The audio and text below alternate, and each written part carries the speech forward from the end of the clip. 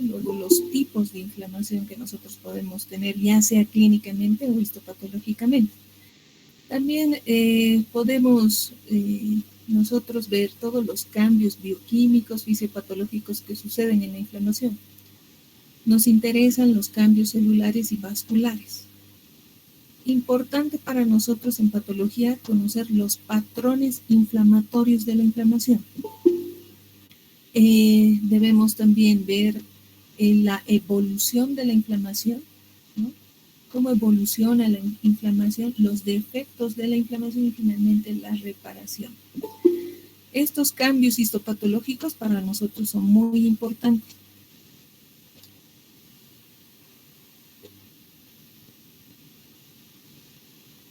¿Cómo definimos a la inflamación?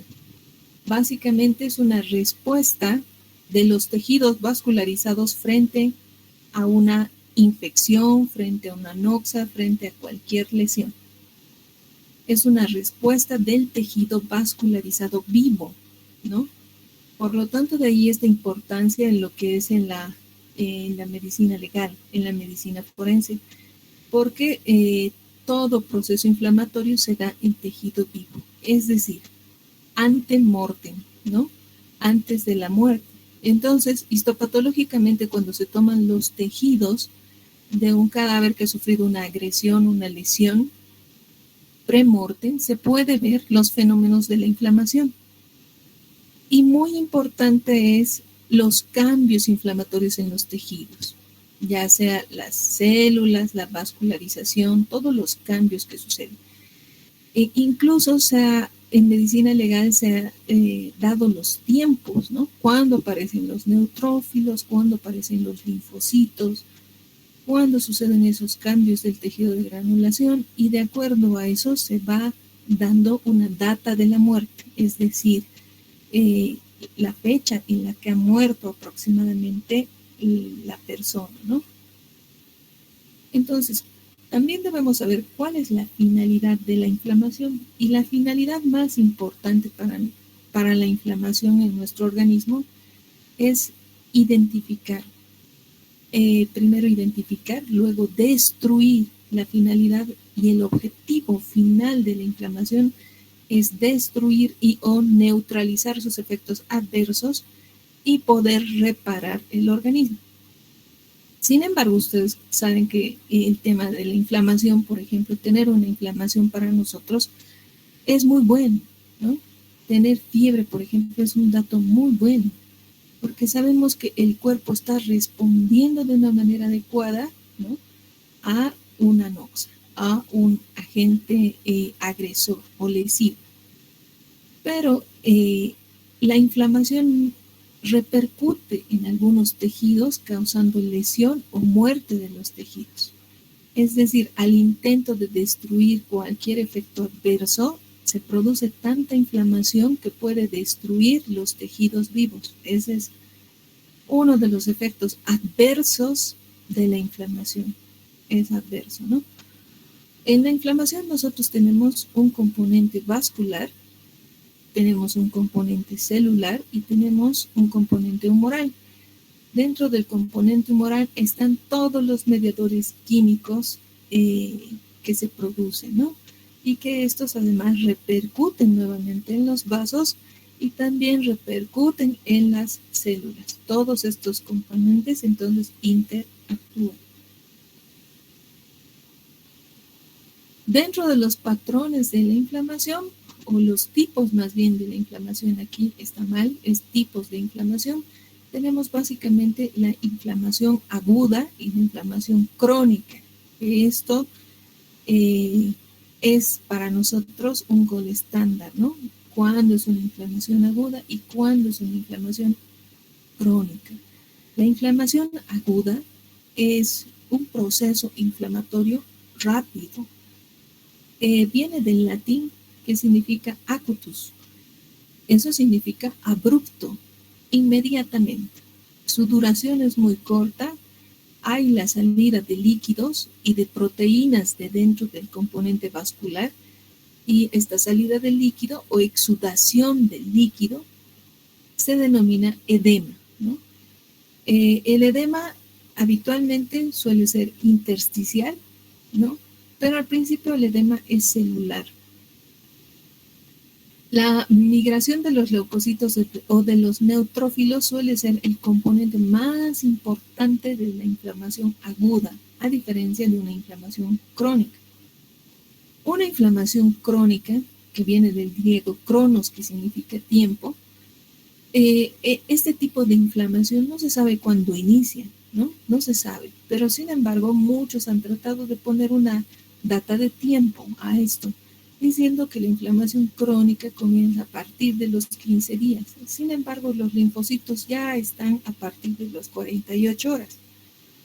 La duración de la inflamación crónica, sin embargo, es larga la inflamación crónica. Puede durar de meses o años, ¿no? La inflamación se caracteriza histológicamente por la presencia de linfocitos, de plasmocitos y de macrófagos, que son los componentes más importantes.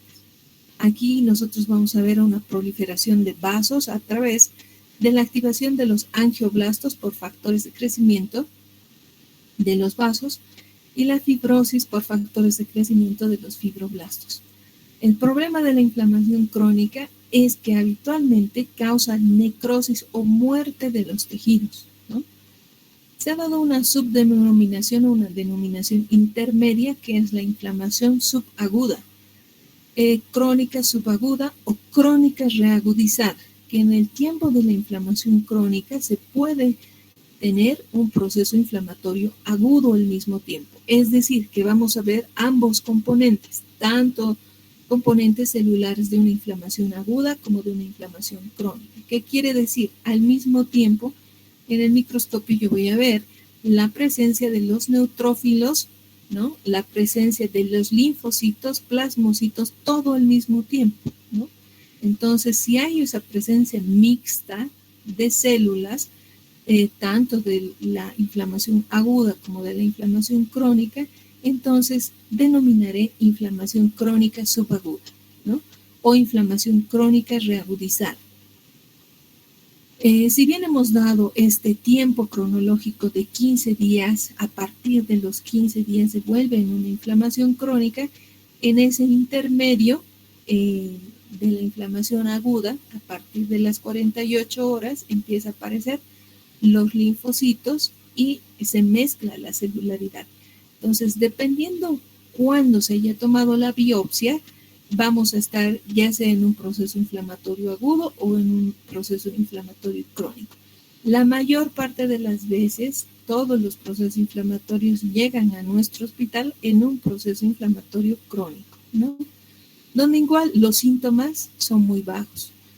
Los síntomas casi los pacientes son asintomáticos. Ahí ya ha disminuido todos los signos de flogosis. En cambio, en la inflamación aguda tenemos todos los signos de Celsius, ¿no? Y tenemos más el signo de Virchow, que es la impotencia funcional, ¿no? Todos esos signos están muy agudizados. Tenemos una piel con calor, dolor, rubor, tumor, ¿no? Edema importante, mucho dolor.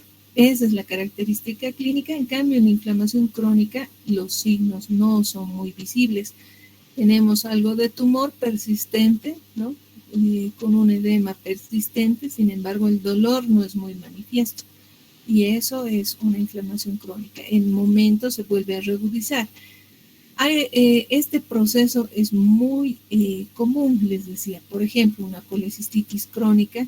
Los pacientes de vez en cuando tienen esos dolores cólicos biliares a repetición. Entonces, ¿qué quiere decir? Que estamos en un proceso crónico subagudo. En cambio, cuando el dolor, como en una apendicitis, es agudo y sucede en menos de 72 horas, este proceso inflamatorio es muy agudo, ¿no? Y que básicamente si no se lo opera muere. Entonces, tiene mucha repercusión clínica tratar de descubrir si este es un proceso agudo y crónico. ¿Y cómo hacemos eso? Solamente con la anamnesis, ¿no? ¿Es la primera vez que le duele en este lugar? Si es la primera vez, entonces es agudo, ¿no? Si además tiene todos estas características clínicas del signo de Celsius más la impotencia funcional y realmente hay un cuadro muy agudo incluso con el hemograma, entonces es necesaria la operación y es un proceso agudo, ¿no? En cambio, si es crónico, el paciente va a decir que le ha dolido en anteriores episodios, ha tenido dolor en el mismo sitio y se ha repetido, ¿no? Que ha calmado con los analgésicos y otra vuelta vuelve a doler. Entonces, esto es un proceso inflamatorio crónico que se reagudiza, ¿no? O crónico subagudo, que sería lo mismo, ¿no? Entonces, ustedes pueden poner como diagnóstico inflamación crónica reagudizada, ya sea una colecistitis crónica reagudizada o crónica subaguda. Ese es el diagnóstico que pueden dar, ¿no? Bueno, en la inflamación, para definir la inflamación aguda, es una respuesta entonces rápida, antes de las 72 horas.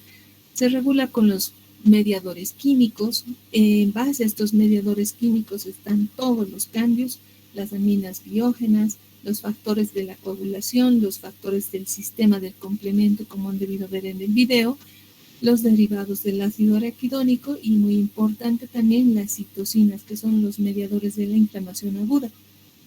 Estos mediadores, como ustedes saben, van a repercutir en los tres acontecimientos muy importantes que suceden en la inflamación aguda: los cambios vasculares o hemodinámicos, el aumento de la permeabilidad vascular y la migración de los leucocitos hacia los tejidos. Entonces, ¿qué pasa con los vasos? Normalmente los vasos tienen un determinado calibre y el fluido intravascular es de forma laminar, ¿no? No tiene ninguna turbulencia, no tiene que tener ninguna turbulencia, ninguna irregularidad en el flujo, ninguna obstrucción en el flujo. Sin embargo, cuando sucede alguna lesión, algún tipo de lesión, inmediatamente se detecta por los receptores TOL que nosotros tenemos, se detecta un sitio de agresión y por lo tanto empieza a ver este aumento del tamaño de la vasculatura, se vasodilata, hay un aumento de la permeabilidad y todos los leucocitos que se encontraban en el intravascular salen hacia los tejidos. ¿Por qué? Porque son básicamente nuestras líneas de defensa y nuestra primera línea de defensa son los neutrófilos, ¿no? Estos neutrófilos o polimorfonucleares son nuestra primera línea de defensa. Estos van a alertar y van a llamar al resto de nuestras líneas de defensas y es ahí como promueven la formación de macrófagos, ¿no es cierto?, que son un componente muy importante. También promueve la formación de eosinófilos si fuera, por ejemplo, una reacción alérgica, si fuera por consumo de drogas excesivo o fuera por parásitos, los eosinófilos están presentes en esa línea, ¿no? En la segunda línea. Y también posteriormente activan los linfocitos y los plasmocitos. Entonces los neutrófilos son nuestra respuesta innata, ¿no? Nuestra primera respuesta incluso al nacimiento, ¿no? Bueno, los componentes mayores, entonces, habíamos dicho, la alteración hemodinámica como el calibre vascular. Aquí hay un aumento de flujo. Este aumento de flujo sanguíneo es lo que nos da los signos de Censius de calor y de rubor en el aire, ¿no? Muy roja la lesión. El segundo cambio, que sería el cambio microvascular, ¿no?, que hace que salga todo el fluido hacia afuera y nos da el edema, pero el edema se caracteriza porque tiene dos componentes, ¿no? También el edema habitualmente se define como un aumento del líquido intersticial, pero no solamente puede ser líquido, sino también puede ser componentes de las proteínas y celulares, ¿no? Componentes celulares del intravascular. Aquí nosotros vamos a diferenciar lo que es el exudado y lo que es el trasudado.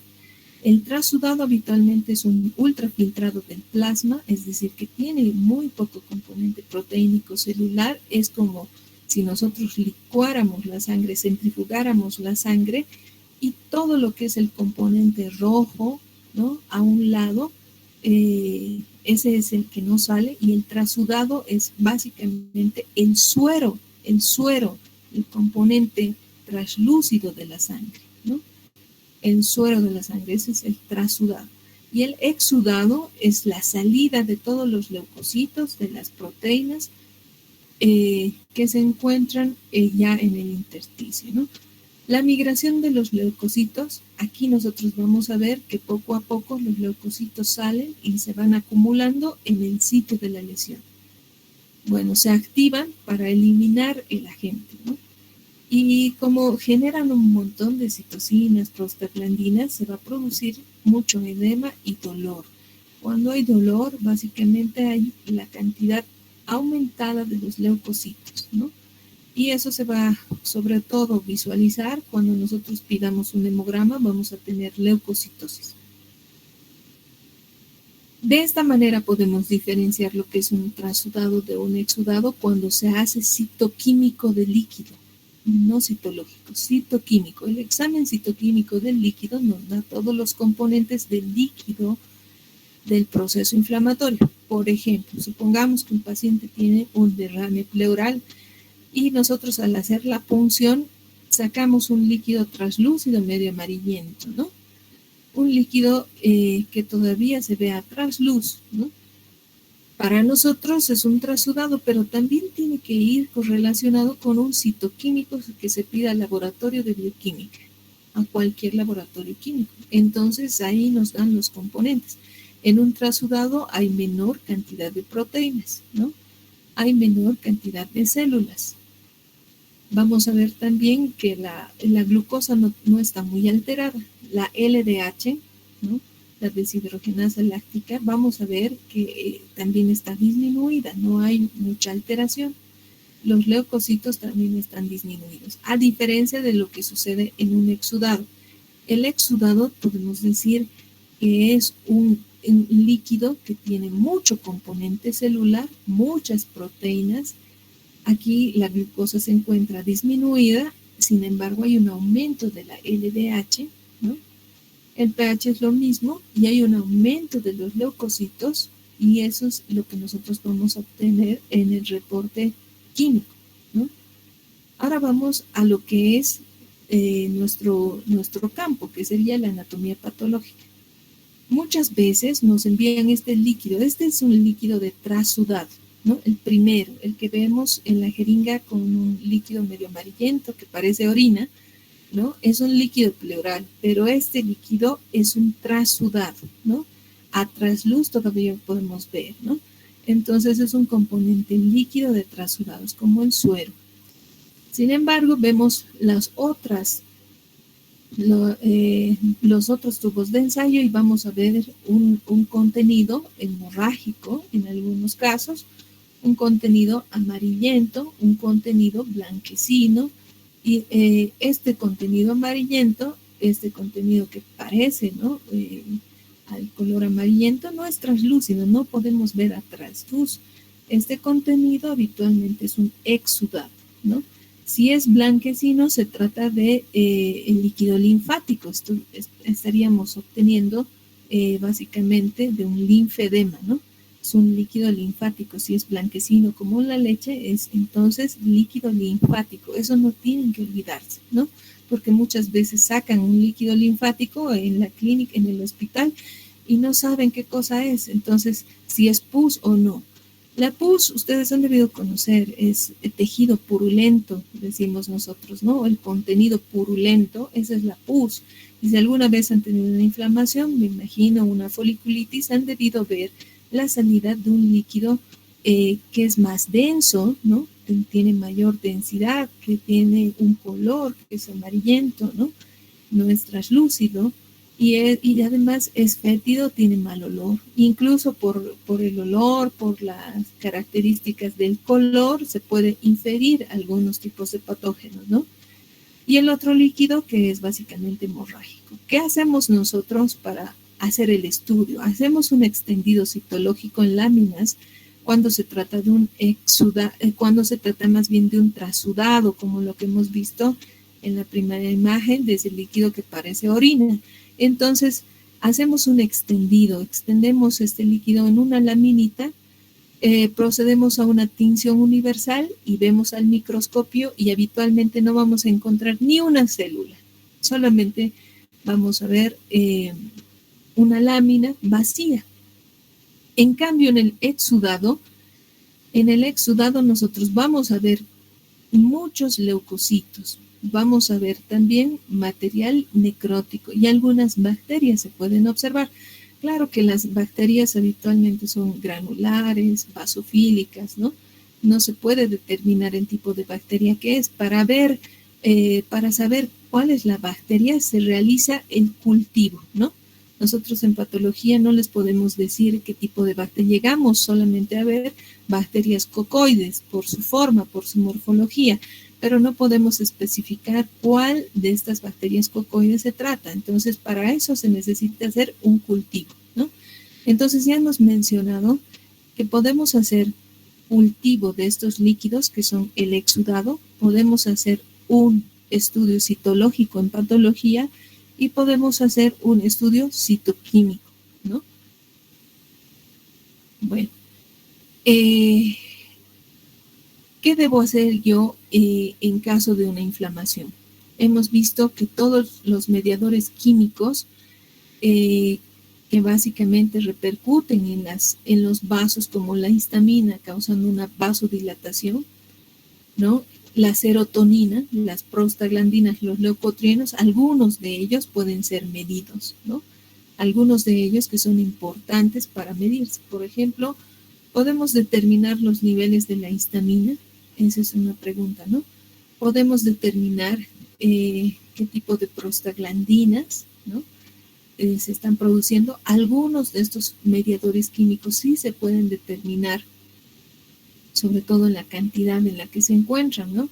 Y causando todos estos tipos de inflamación. Sin embargo, en la literatura nosotros vamos a encontrar que hay varios mediadores químicos, ¿no? Y muy importantes. La mayoría afectan los vasos y algunos causan lesión tisular.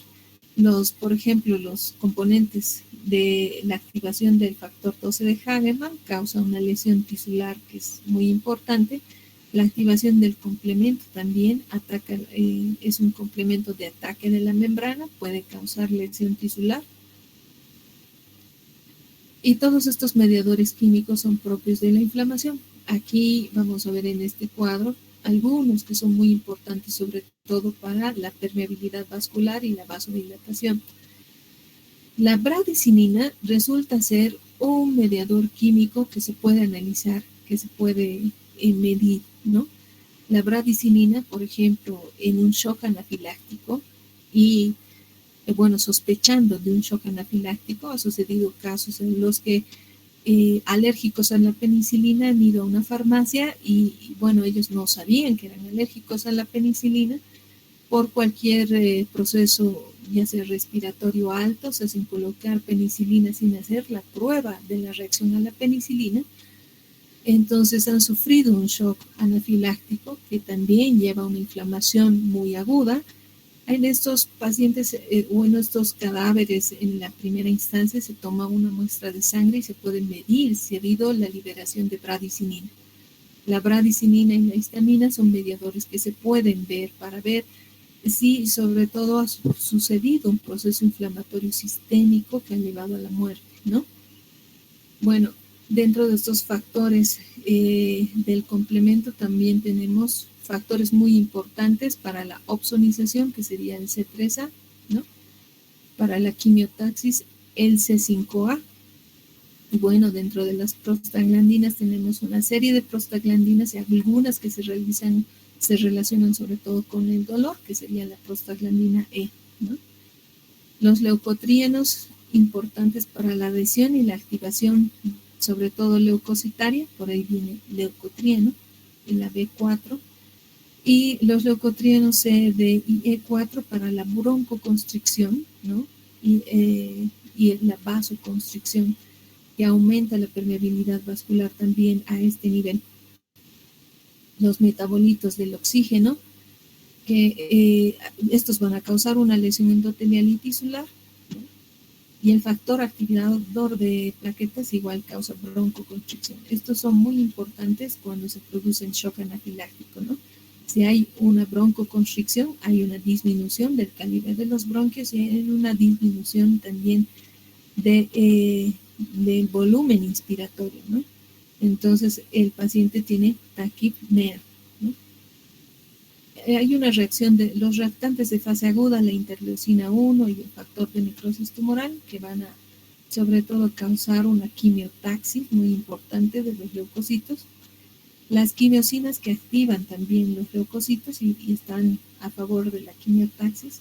Y el óxido nítrico que tiene ambas funciones, aumentar la vascularidad o la permeabilidad vascular y la quimiotaxis. De esta manera se observa clínicamente. Si vemos el diámetro de un miembro es diferente al del otro miembro, el diámetro y el color. Vemos un eritema en la piel y un aumento de volumen. Y entonces empezamos viendo esos signos. Decíamos que un proceso inflamatorio agudo se caracteriza por tener la presencia de neutrófilos o polimorfonucleares. En la flecha en rojo se observan los polimorfonucleares y vamos a observar que tienen, ¿no?, diferentes formas y tienen también habitualmente 3 lóbulos, ¿no? Y vamos a ver como las cabecitas de Mickey Mouse, así los comparamos nosotros. Este es un proceso inflamatorio agudo, ¿no?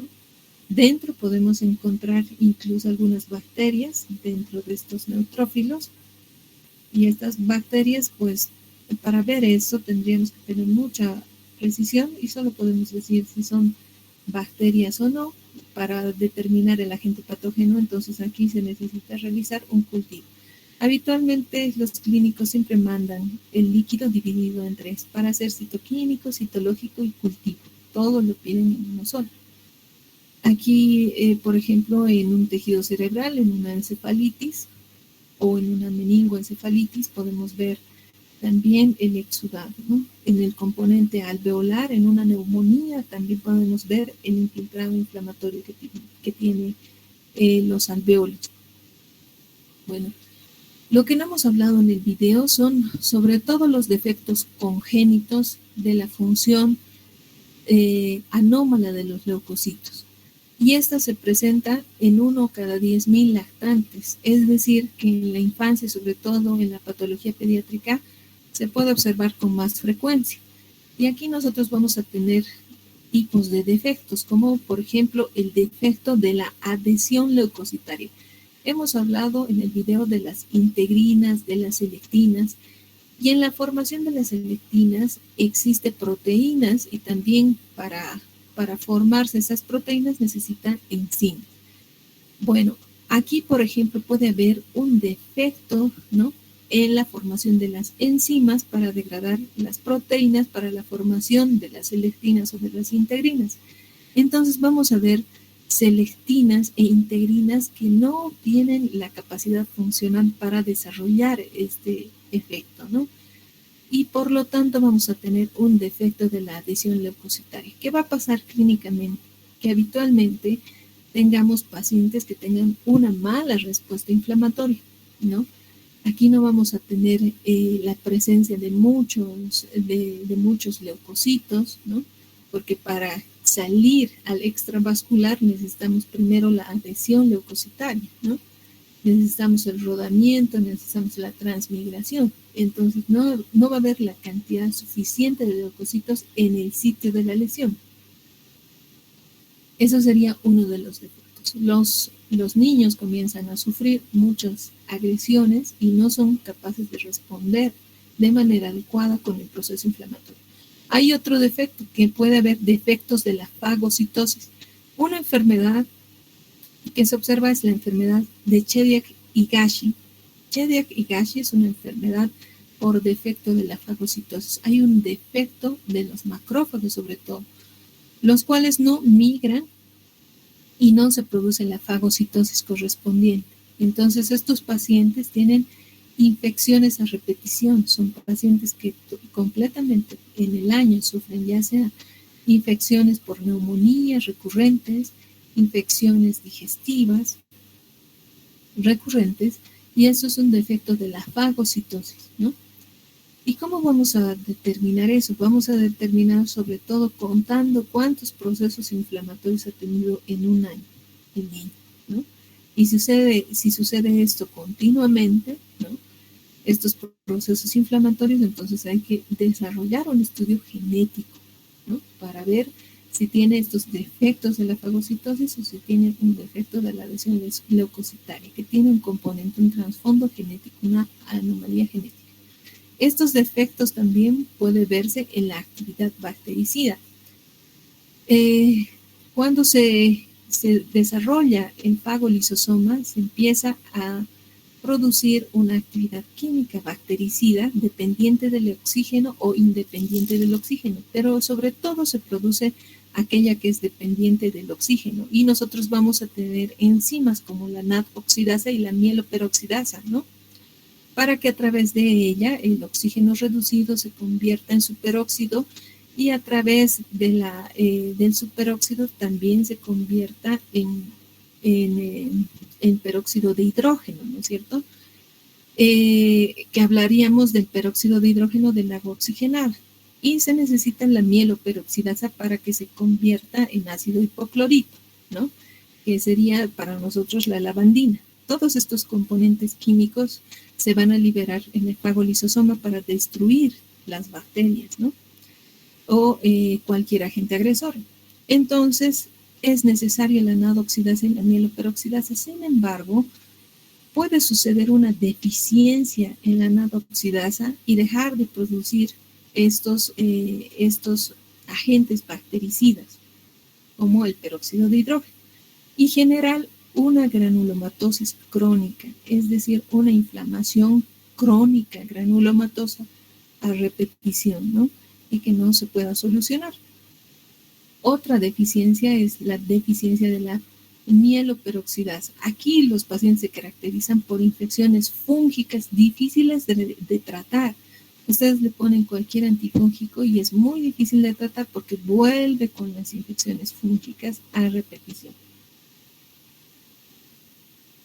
Bueno, decíamos nosotros que en la inflamación tiene que haber esta marginación, esta diaperesis y la transmigración.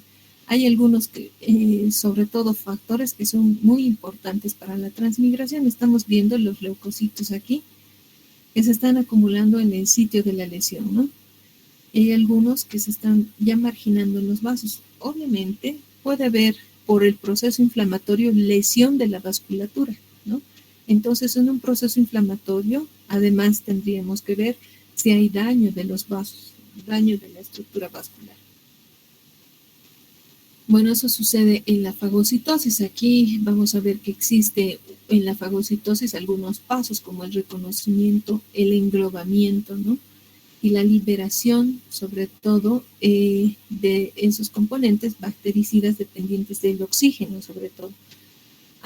Cuando hay defectos de la NAD-oxidasa, de la mieloperoxidasa, se activan los que son factores bactericidas independientes del oxígeno, que son enzimas como los lisosomas, ¿no? Las lisosimas, que son enzimas destructoras, pero habitualmente son dependientes del oxígeno. Y aquí vemos sobre todo la función de la NAD-oxidasa, ¿no? Que va a reducir el oxígeno formando estos agentes bactericidas. Bueno, entonces todos estos mediadores químicos son responsables de todo el proceso inflamatorio que ustedes van a ver y que además tiene una gran sintomatología, ¿no? Algunos, sobre todo los que vienen de células, son mediadores que se van a ver en primera instancia y después vamos a tener componentes que se originan del hígado, se liberan al plasma y aquí estamos hablando del factor 12 de Hagemann y del sistema del complemento, ¿no?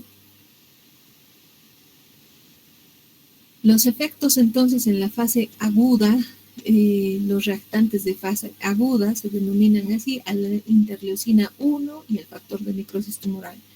En el COVID hemos visto sobre todo la función importante de la interleucina 1, de la interleucina 6, que era muy importante, ¿no? Entonces, en una fase aguda, el paciente va a tener fiebre, aumento de la temperatura, sueño, disminución del apetito, va a haber un aumento de las proteínas de fase aguda, ¿no? Y podemos tener un efecto dinámico, ¿no? Una inflamación sistémica como el shock. Vamos a ver neutrofilia en el examen de sangre. Y los efectos endoteliales, entonces, son todo lo que hemos visto: un aumento de los leucocitos, un aumento de las prostaglandinas, la disminución de los anticoagulantes, el aumento de los procoagulantes, el aumento de las interleucinas, ¿no? A nivel de los efectos fibroblásticos, va a haber un aumento de la proliferación de fibroblastos, de colágeno y también de proteasas y prostaglandina E, ¿no? A nivel de los leucocitos, un aumento de las citocinas. Se va a generar una mayor formación de las citocinas en las células. Recalcar sobre todo que en la inflamación crónica hay una inflamación crónica que puede ser con la formación de granulomas o no. Hay inflamaciones crónicas inespecíficas que no tienen formación de granulomas, ¿no? Los granulomas son estructuras nodulares vistas al microscopio, son agregados de macrófagos, células epitelioides, linfocitos y células gigantes que pueden observarse en estos granulomas. Esta formación de células gigantes va a estar bajo la influencia sobre todo del interferón gamma, que va a hacer que las células, que los macrófagos en primera instancia van a convertirse en células epitelioides, pero las células epitelioides se unen o se fusionan para formar una célula gigante. Y de todo esto es responsable el interferón gamma. En la clasificación vamos a tener de la inflamación crónica, entonces lesiones que no son granulomatosas y que las otras que son granulomatosas. Las granulomatosas a su vez se dividen en granulomas que son infecciosos, granulomas no infecciosos y granulomas a cuerpo extraño. Los granulomas infecciosos, aquí tenemos, por ejemplo, los granulomas caseificantes, ¿no? Los que producen necrosis de caseificación que han visto el día de ayer. Y los granulomas no infecciosos que no producen necrosis de caseificación.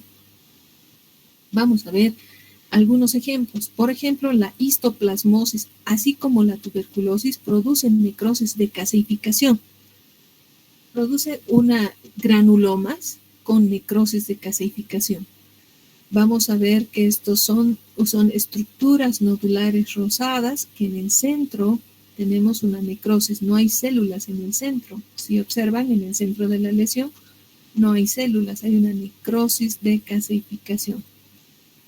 Entonces, esta es la necrosis, ¿no? La necrosis de caseificación, que no hay dentro ningún componente celular o casi ninguno. Igual de esta misma manera, aquí tenemos la necrosis de caseificación. Todo esto es un granuloma.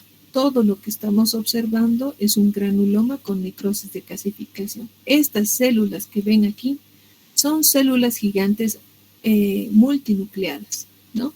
Estas células gigantes multinucleadas se caracterizan porque los núcleos son un montón y comparten un solo citoplasma.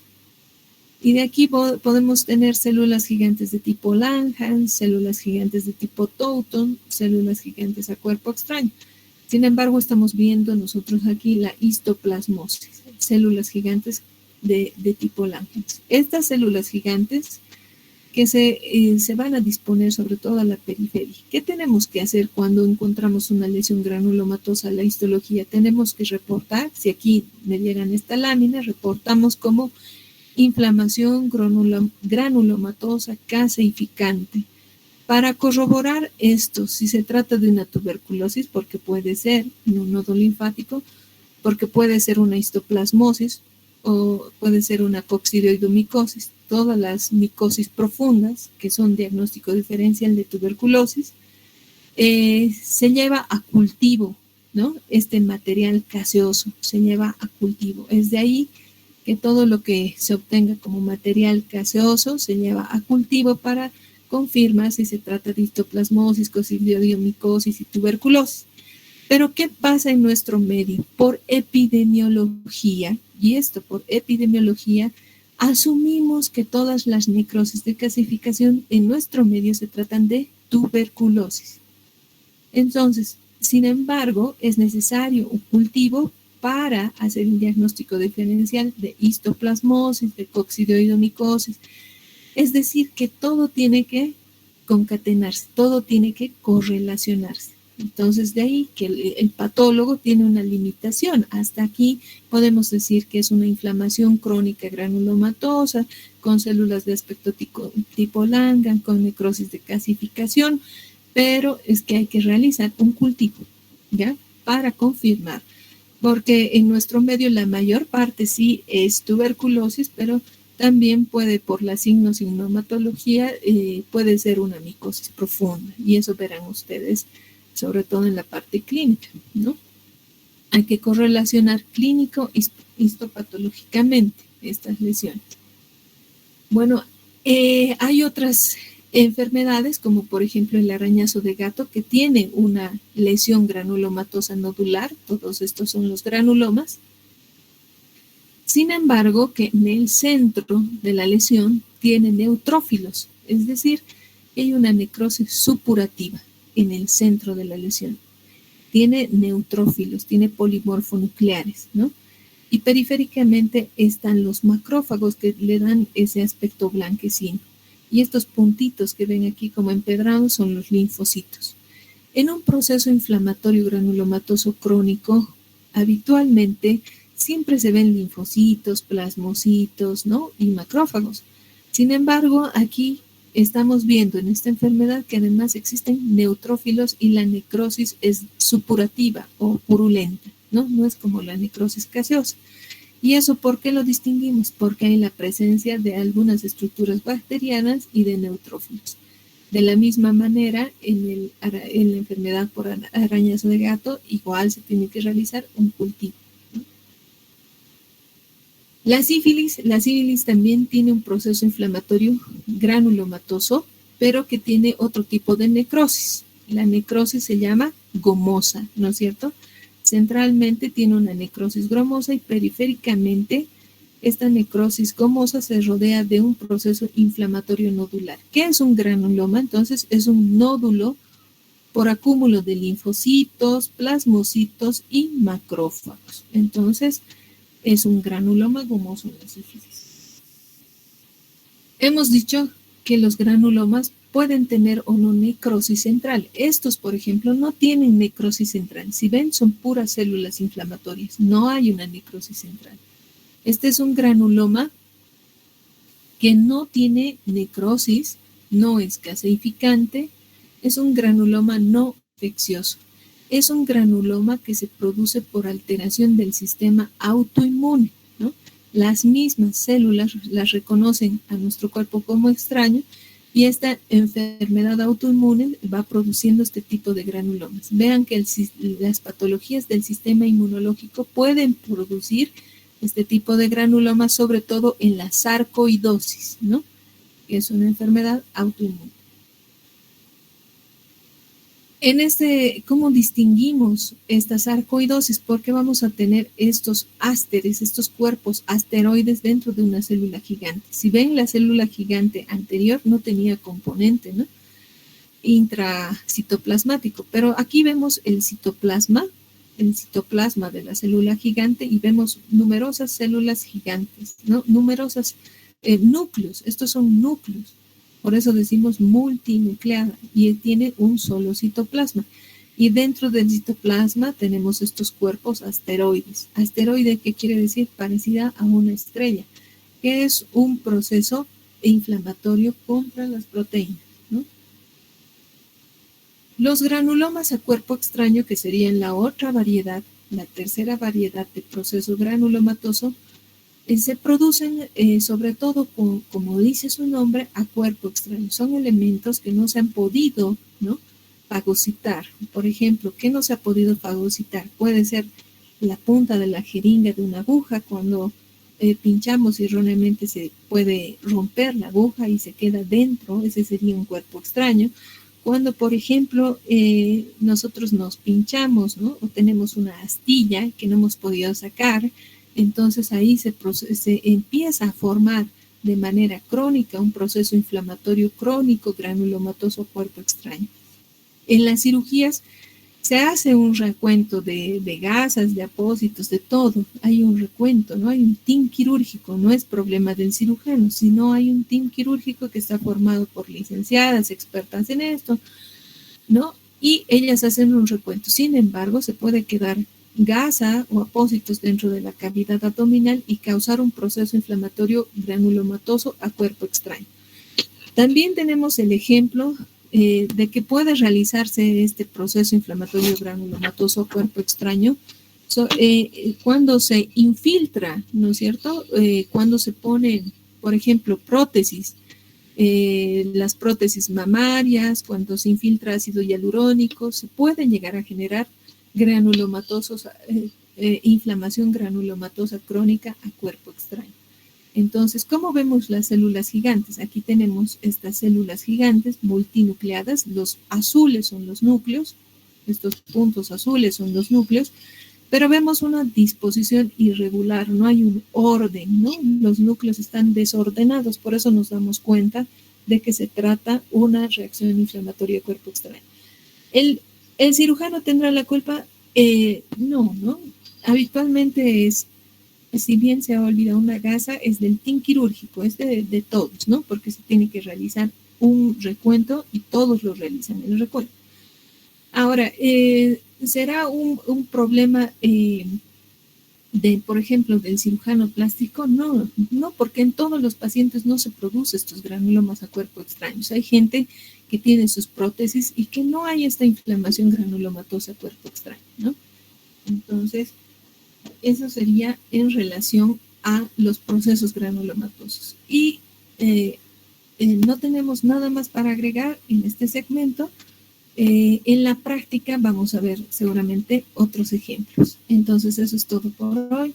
El día de hoy hemos concluido con inflamación aguda y crónica y el proceso de la reparación. Ustedes han visto también en el video que hay defectos de la reparación y que hay reparación excesiva también que puede causar una alteración en la cicatrización, ¿no? Cicatrices irregulares. Pero habitualmente el paso final siempre es la reparación y la regeneración celular.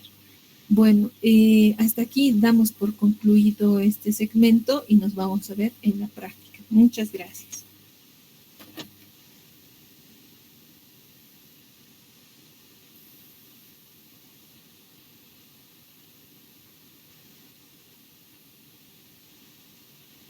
Gracias, doctora. Hasta luego. Gracias. Hasta luego.